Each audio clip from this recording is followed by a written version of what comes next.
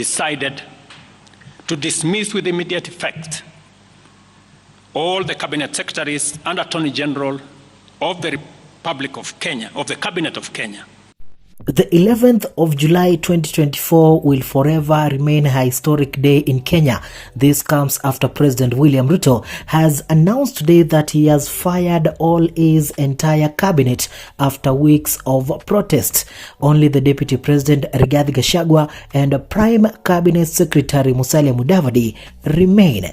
Now, President Ruto said that the decision was taken after reflection, listening to Kenyans, and after historical appraisal of his cabinet. Now, I'm just going to take you through the list of the cabinet secretaries that have lost their job today following the announcement by the president. Now, the first one on the list is none other than Kithure Kindiki, who is the cabinet secretary for Interior and National Administration, followed by Njuguna Ndung'u, who was the cabinet secretary for National Treasury and Planning. Then we have Aisha Jumwa, who was the cabinet secretary for Gender, Culture and the Arts and Heritage. Then we have Aden Duale, the cabinet secretary for Defense. We have Alice Wahome. She was the cabinet secretary for Lands, Public Works, Housing and Urban Development.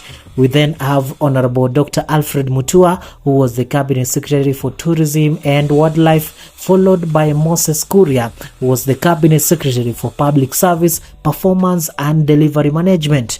Then we have Rebecca Miano, who was the cabinet secretary for Investments, Trade and Industry. And then we have Onesmus Kipchumba Murkomen, who was cabinet secretary for Roads and Transport. We have Roslinda Soipan Tuya, the cabinet secretary for Environment and Forestry, followed by Zakaria Mwangi Njiru, who was the cabinet secretary for Water, Sanitation and Irrigation.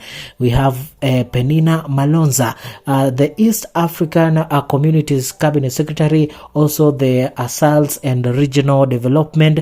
And then on the list also we have Midhika Linturi. He was the cabinet secretary for Agriculture and Livestock Development, followed by Ezekiel Machogu. He was the cabinet secretary for Education. Then we have Dennis Churchill, cabinet secretary for Energy and Petroleum, followed by Ababu Namwamba, was the cabinet secretary for Youth Affairs and Sports. We have Simon Chelugui, cabinet secretary for Cooperatives, Micro, Small and Medium Enterprises, rather famous known as MSME Development. Then we have Salim Mvurya. He was the cabinet secretary for Mining, Blue Economy and Maritime Affairs. We have Florence Bor. She was a cabinet secretary for Labor and Social Protection. Then we have Eliud Owalo. He was the cabinet secretary for Information and Communications and the Digital Economy. We have Susan Nakuhima Wafula, cabinet secretary for Health. We have Justin Bedan Njoka Muturi. He was the attorney general, followed by Mercy Kiru Wanjao. She was secretary to the cabinet secretary. Now, that is the list of the cabinet secretaries that have lost their job with immediate effect after President William Ruto today addressed the nation in what appears to be a historic public address, and also what appears to be a very significant point in the direction pointing towards the 2027 general election. Now, President Ruto has maintained that the decision that he had decided to make is because he listened to the people who put him in the office, and that is the Kenyans. Now, remember now, for the large part of the last month, now Kenyans took to the streets to demonstrate against the finance bill that was proposed by the members of parliament, and they said that they don't want the president to sign this finance bill into law. And President William Ruto listened to the Kenyans and then first came out and said that he had conceded and he will no longer sign the finance bill. Then the president decided to make more efforts to engage with the youth, and he decided to host the Twitter space where he would talk with the Gen Z on social media, and that went well. He talked talked with them, he listened to their cries, but many people were calling for him to dissolve his cabinet. Now, this is something that rarely happens in the government, and the only president to have ever done this before was Mwai Kibaki. And now Ruto, many people are saying that Ruto can never risk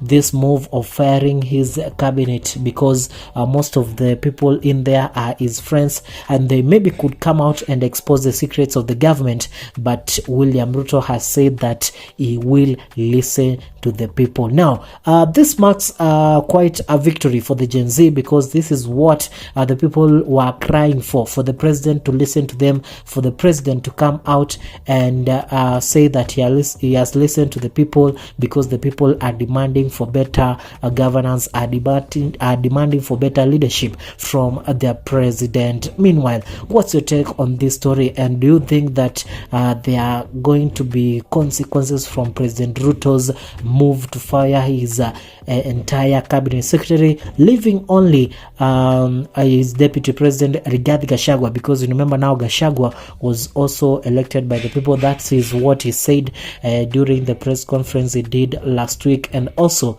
the prime cabinet secretary, that is none other than Musalia Mudavadi. Now, the dismissal of the likes of Kipchumba Murkomen, Moses Kuria, the likes of Linturi, who have been key supporters of William Ruto. We are going to see what the reaction is gonna be, and we'll just keep you informed once anything happens. Thank you so much, guys, for watching. Bye bye.